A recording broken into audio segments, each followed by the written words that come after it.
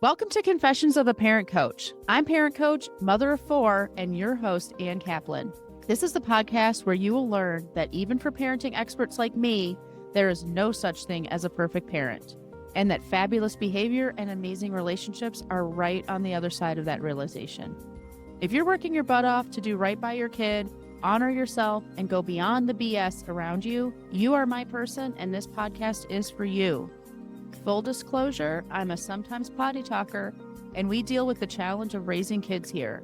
This podcast is for grown-ups, so stick your earbuds in and let's do this. Welcome into another episode of the podcast, listeners. I am so excited to be here with you again this week, and because we have this amazing Enneagram event coming up at the end of the month, I am doing an Ennea month. Every once in a while, maybe every, 4, 5, 6 months or so, I'll do a real series on Enneagram stuff, which all lines up and gets you excited and inspired if you're local or if you like to travel, to come and join me in my home here in Denver for the Living Enneagram mini retreat that I do periodically. It's not a whole day even. It's just a half day from 10 to 2 in the afternoon, where we get to have an amazing brunch, drink mimosas, do some deep work, connect with each other. And it's super amazing. It's like the perfect combination. It's very me. It's the exact marriage of like retreaty, fun, connecty vibes and deep inquiry and exploration. And so if that sounds intriguing for you, you should definitely join. It's a super limited space because it's just my house. So 10 people is the max that I'll register for any one of these events. So and people are already registered, believe it or not, even at the recording of this episode. So if you think you want to come, don't hesitate. Definitely get yourself signed up. But because we're doing Enneagram stuff this week, what am I going to talk about today? Well, obviously an Enneagram topic. And what I'm going to talk about, my original idea for the title of this episode was Don't Fence Me In. Because a lot of people, when they think about the Enneagram, they think about it as being put in a box. People don't like being labeled. People don't like being pigeonholed. It feels maybe reductive to take a quote unquote personality test and be, sort of defined by whatever the results of that test are. And so whenever I do an Enneagram event, especially when I do like professional development, like corporate trainings and stuff like that, there's always a handful of people in the room who they're kind of there against their will. Let's be honest. Like, this is what, my employer has put together. We all have to participate in it, but I think it's a load of hooey and I don't like being labeled. And so we always have to talk about that stuff. So that's what we're going to talk about today. This idea of being fenced in, limited, labeled, pigeonholed by a personality test, specifically the Enneagram. And of course, as always, I have a confession for you, which you'll have to listen in to the episode to hear how I was totally falling into that trap myself. And how basically those people are right to a certain degree. So stay tuned if you want to hear the full confession on that and now understand why I see it a different way. You'll have to stay tuned and listen to the episode to find out. And so let me talk about that. What is the sort of confession or quote unquote mistake that I used to make with the Enneagram? I used to do exactly what these people at my professional development trainings are afraid of having done to them with the Enneagram. I totally would sort of type people in my head. I would sort of put them in a box. And even as recently as maybe a year ago at the big retreat that I run in the fall, so it wasn't exactly a year ago, but back in October of 2025, we were doing some Enneagram work at the retreat.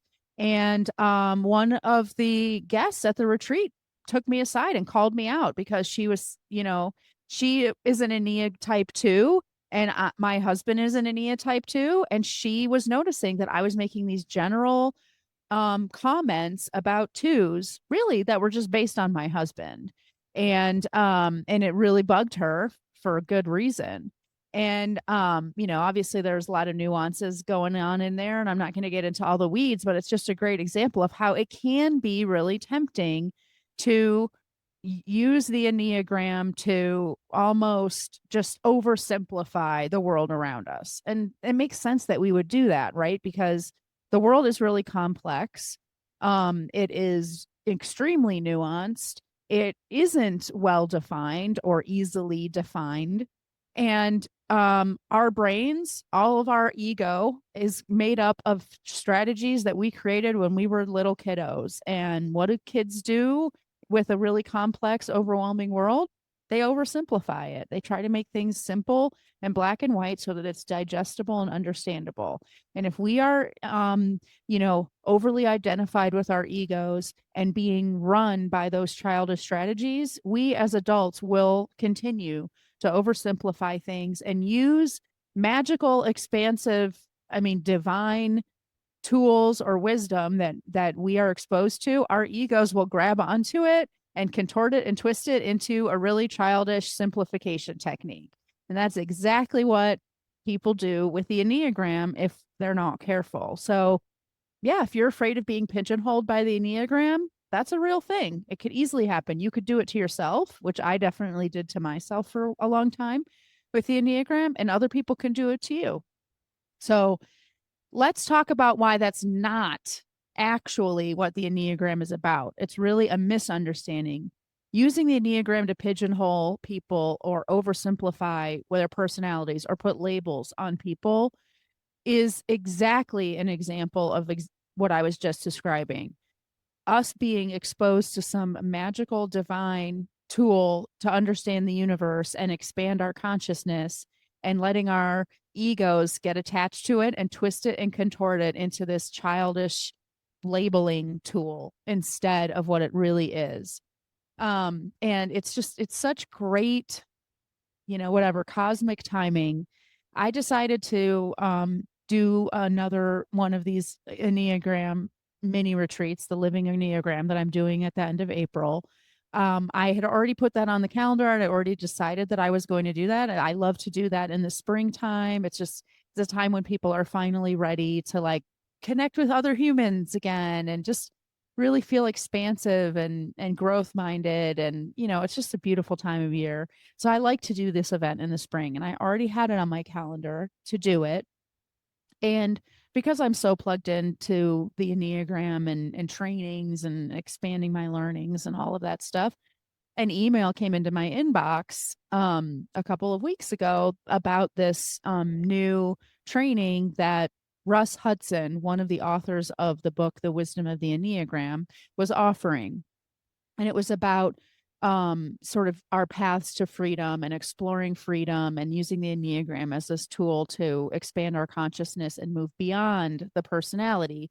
And it just sounded really intriguing to me. The timing was right. I always like, whenever I'm intrigued by something like that, I always look at my calendar to see, is it even a possibility for me to make, all of these meetings happen?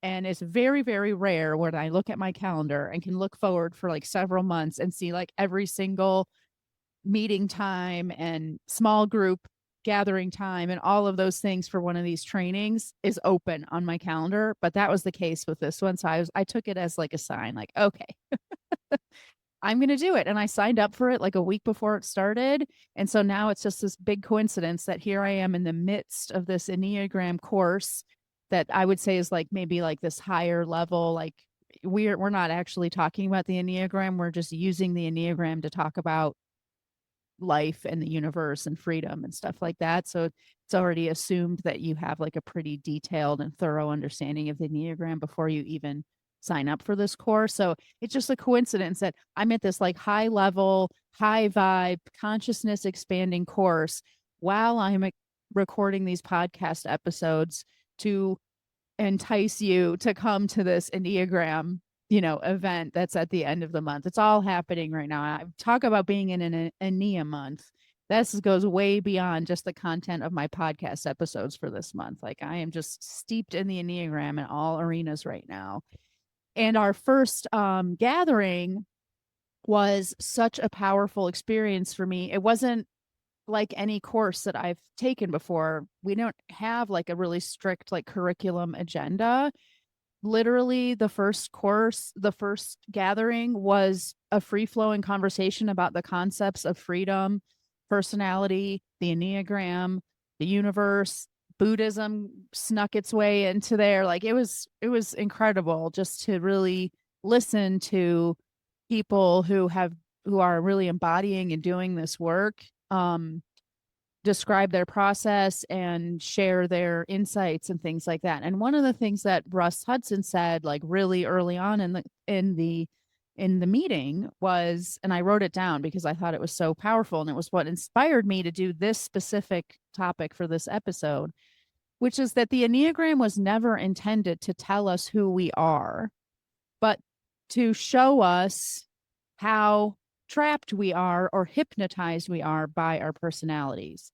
In other words, the Enneagram is not actually a personality definer. It's really a prison illuminator.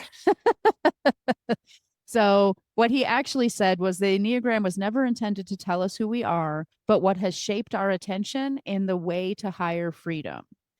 So, this idea that when people are first attracted to the Enneagram, it is exactly what all of these people in my professional development classes that don't love personality tests are afraid that it is.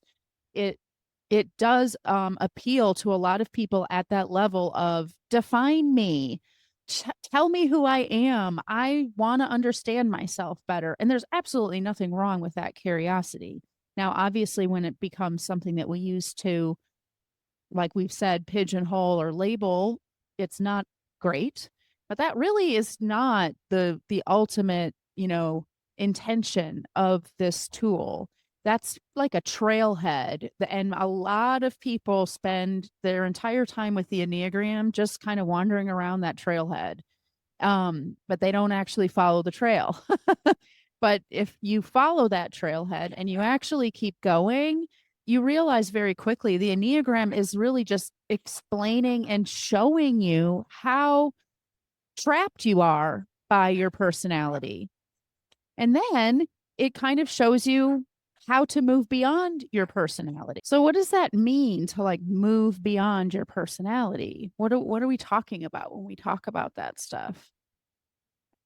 Well, I mean, if we take it back to a fundamental psychological level, we create strategies, we create beliefs, stories, worldviews, explanations for the world around us, and tools to navigate this new understanding or explanation for the world around us, meaning our habits, our patterns, our reactions, all of those things. We create all of that stuff as we develop. I mean, starting when we're like, depending on who you talk to, starting when we are the day that we're born, definitely kicking that off into high gear around the age 9 and increasing that more and more and more until we're, I don't know, like mid 30s or early 30s. We are creating and calcifying and underscoring and strengthening and making more and more rigid our personality. That personality is this sort of structure that we create in order to survive Earthside. If you've listened to all of my episodes about the ego and things like that, we talk a little bit about like your ego is your spacesuit that allows you to live on planet Earth. Because no matter how expansive and self-actualized and enlightened you become, you still have to like go to the grocery store and pay your bills and eat and sleep and go to the bathroom and all of those just mundane, banal, terrestrial things. You have to deal with other people who are sometimes upset with you and sometimes not. And you start to have all of those emotions and all those things. There's no way for us to live on Earth in this form and not need that personality, that spacesuit. So we create this personality, but are you your personality? Is that who you are? Or are you something beyond that? And the Enneagram would say you're something beyond that.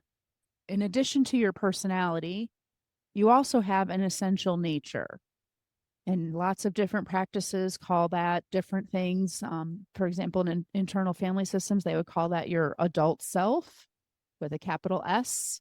And we talk about self energy versus parts energy. We talk about being self led versus parts led. Um, there's a lot of spiritual practices out there that will talk about the self with a capital S and almost equate it with the soul, or like this part of you that's beyond just this life that you live in.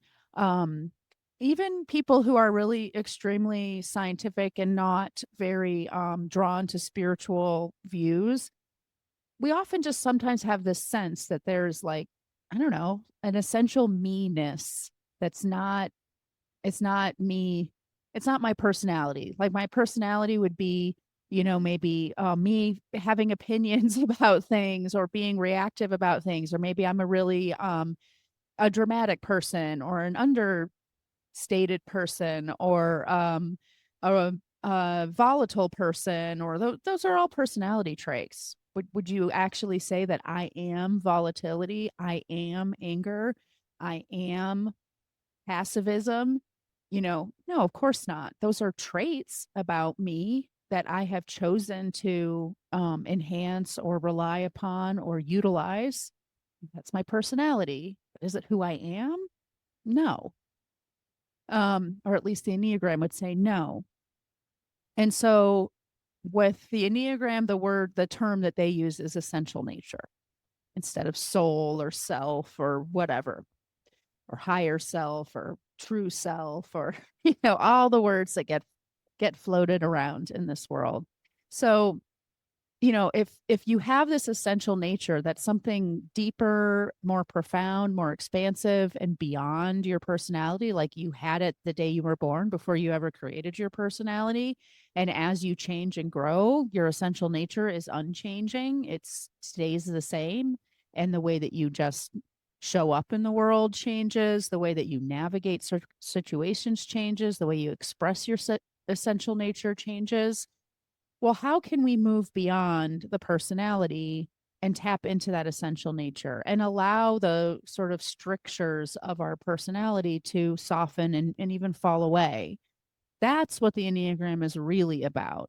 So when people say, I don't really love this personality test thing because I feel like I'm being, confined or defined, um, that's a really sort of introductory, maybe, or you might even say sort of rudimentary understanding of the Enneagram. And to those people, I always wish, because it's often in these like cursory introductory settings, or in professional development settings where I don't have time to say all of the things that I've just said to you about how expansive the Enneagram is and how it's actually the opposite of a prison. It's the opposite of confining you or labeling you.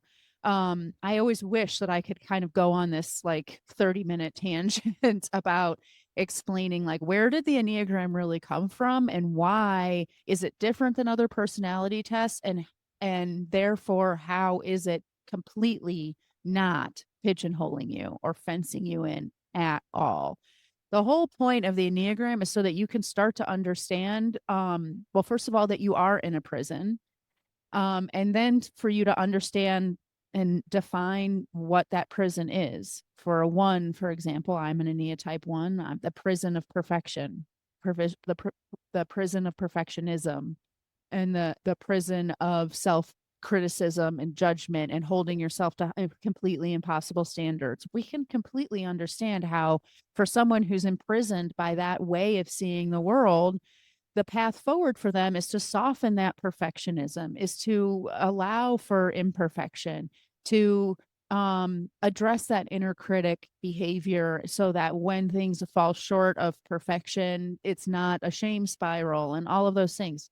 This isn't rocket science. It's not religious or spiritual at all. It's just clearly obvious. We can understand that as a person grows and learns about themselves and starts to see that the way that they're relating to the world is actually hurting them and sabotaging them, then they can start to shift and change.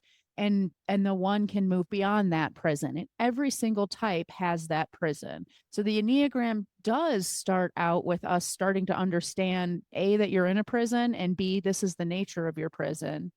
And then it defines the prison break, and that is the part that people don't know at first, because how could they? It's letter C in the ABC. It's not A. So if you're starting at A, you're not going to know what C is. And before you get to that point, or conceptualize that point, it's really hard to see something like this as not labeling you, as not defining you and pigeonholing you. But the truth is, and this is why this whole like higher level course that I'm taking right now is so related to this concept of freedom, is because when you continue your pursuit of learning through this vehicle, if that's what you choose to do, if that's the vehicle for you, you start to understand that that really that first initial part is really just kind of orienting yourself on a map. It's that trailhead analogy is so apt. You're looking at the map that's at the trailhead and saying, "Oh, I am here. Okay, great." And then you can start your walk, your hike, and follow that trail and get away from the parking lot, for goodness sakes. Get away from that imprisonment of your personality. And that's the work that I do when we use the Enneagram for coaching. We're not just spending all of these sessions blibber blabbering about your personality traits. At a certain point, we start to say, like, well, what is, for example, the Ennea type 1, what does the Ennea type 1 need in order to be able to soften that perfectionism? And how do we navigate that? And how do we give that to you? And most of the people who come to my Living Enneagram event, well, they come, because they're in that point like A or B. I'm starting to realize that my personality is kind of maybe rigid or limiting me, or I'm fascinated by it. I want to understand the mechanism here, all of that stuff. And then the people who continue with me beyond this like Living Enneagram thing, either by coming to the big retreat in the fall or by working with me in coaching capacity, that's because they're starting to dip their toe in that like step C of, okay, how do I move beyond the personality? How do I expand my consciousness and wear my personality like a cloak instead of a skin, and utilize these gifts that I have in my essential nature in a way that's conscious instead of in this like sleepwalking way that I have done in my youth. And that's when things get really exciting and expansive, and you see people blossom before you, and it's completely magical.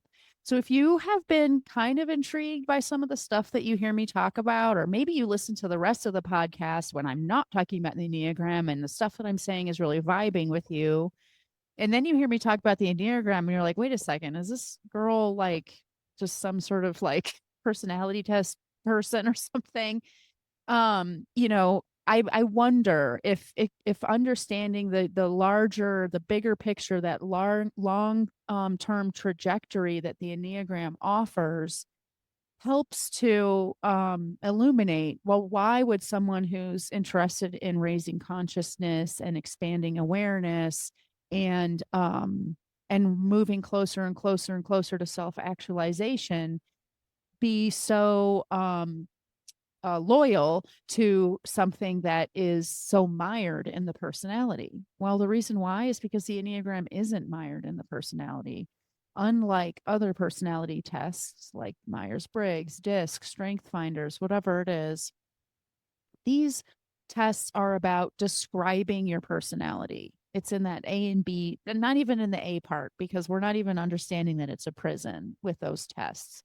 We're just in that, like, let me describe the prison to you without even understanding that it's a prison.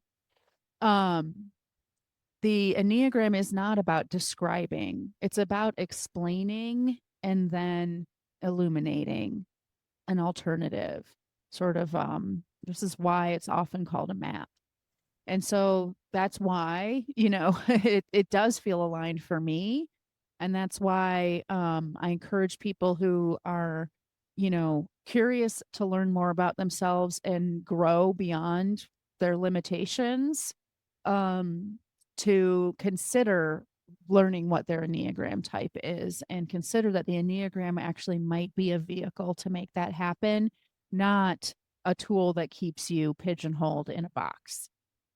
So if that's all intriguing for you, if you're here in Colorado and you want to do this day retreat with me, absolutely sign yourself up as soon as you can. 10 spots. That's it. That's all there are. And you think about the thousands of people on my email list, the hundreds of people that listen to the podcast, and all of the whoever knows. That's for my assistant Nisha to tell me how many gurgillions of people see stuff that I put out on social media. Only 10 spots are available to all of those people. So if you are local and wanting to meet me in person, see my house, eat a brunch that I have cooked for you, learn about your Enneagram type, go deeper with this, understand how it can actually change your life, whether it's change your parenting, change your relationships, change your level of happiness and satisfaction, change your ability to achieve your goals. If you're interested in all of that stuff, it is all waiting for you on April 26th, right here in Denver. And I can't wait to see you on my doorstep and hand you a mimosa or a cup of coffee or whatever tickles your fancy on that Sunday morning.